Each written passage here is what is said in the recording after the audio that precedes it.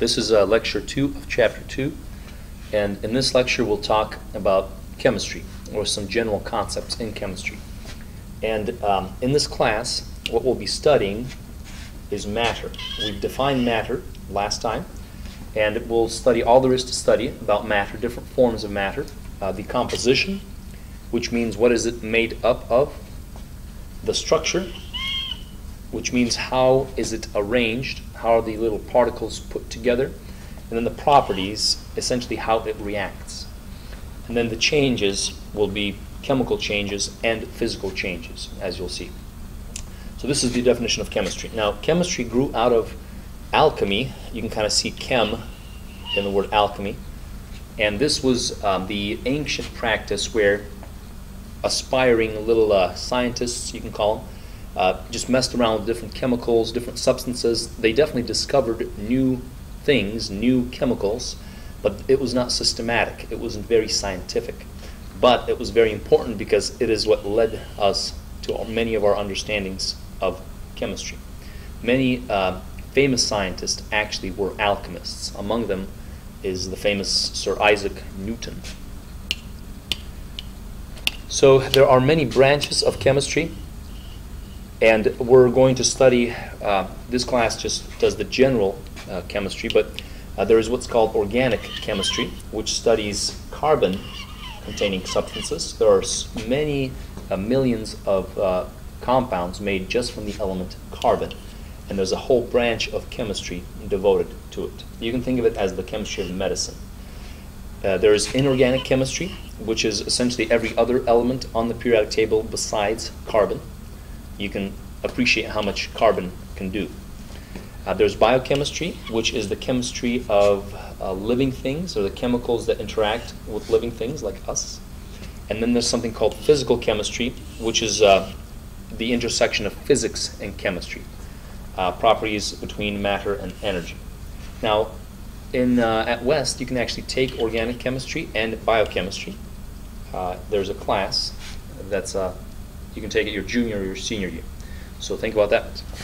But in this class, we'll discuss more the general idea of chemistry. So let's put down some definitions. The first one will be a physical change. Now, matter undergoes different changes, and we're going to classify them into two types, physical and chemical. A physical change does not change the identity of the substance. The substance remains the same, and usually it's reversible, which means you can undo it. Some examples are cutting. So here, when you cut a piece of paper, you're just cutting it into two pieces, but those two pieces are exactly the same. Melting would be another one. As an ice cube melts, the ice becomes water, but the substance is still the same. It is still H2O. You did not change the chemical. You just changed it from one form to another, or from one phase to another. And then dissolving. When you dissolve some sugar in water, the sugar dissolves, and it looks like it disappears, but it simply mixes with the water. It's still in there, and you can actually get it back. So it's reversible. If you evaporate all the water, you'll get that same sugar back. So for these three reasons, all of these are physical changes. Now, chemical changes, on the other hand, do transform it into a different substance. And usually, this is not reversible. So when you burn a piece of paper, the ash that remains is definitely a different substance. And you can see and feel that it's definitely a different substance that you formed. So you have formed a different substance, chemical change. Whenever iron rusts, like an iron nail, the rust that you see on the iron is actually a new compound, a new substance being formed that's different from the original. And you can see it because the texture is different, its color is different, and this rusting then would be also a chemical change.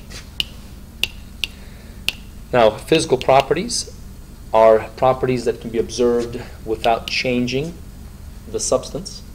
So this goes along with physical changes. And so anytime you say, for example, that carbon dioxide is a gas, you're stating a fact about carbon dioxide, but you're not changing it in the process. Carbon dioxide remains a gas after you measured this physical property. And here's a little carton of, or a little cylinder of carbon dioxide, pressurized CO2, used for things like paintball guns and so forth. So in here, there's carbon dioxide at a very high pressure, but as it comes out, for example, and as you see that's a gas, it still remains that same substance. So this is a physical property of carbon dioxide. Then a chemical property would be a property that you're measuring that changes it into a different substance. So here's a big bottle of acetone, a chemical, and if you want to check whether it's flammable, as you check that property of flammability, you will actually change the acetone into something different. So the acetone will burn up and be gone and change into something different as you're checking it. That's why flammability is a chemical property. And it's very important to say this, that all chemical changes involve energy. In other words, whenever you undergo a chemical change, heat can be released. Sometimes heat can be absorbed, so a substance can become colder or hotter. Sometimes light is given off. And with something like an explosion, you can hear the energy, sound waves.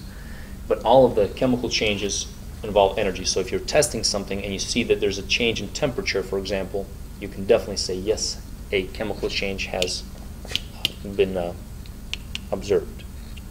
Here's some examples for you. Go ahead and pause the video and try these on your own. Tell me whether these are chemical or physical changes. And we'll finish up with a few definitions about properties. Now, whenever we're measuring properties of different matter, the property can be extensive or it can be intensive, as you'll see in a minute. If the property is extensive, this means that the property depends on the amount of matter present. So it depends on how much stuff you have, essentially. Two properties that are extensive are mass and volume. So to show you what this means, that mass and volume are extensive, if you think of a piece of metal, say this chunk of metal here, and we'll say this is the metal aluminum. Kind of looks like a big slab of aluminum.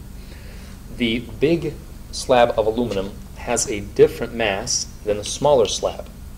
In other words, the masses of both of these are different.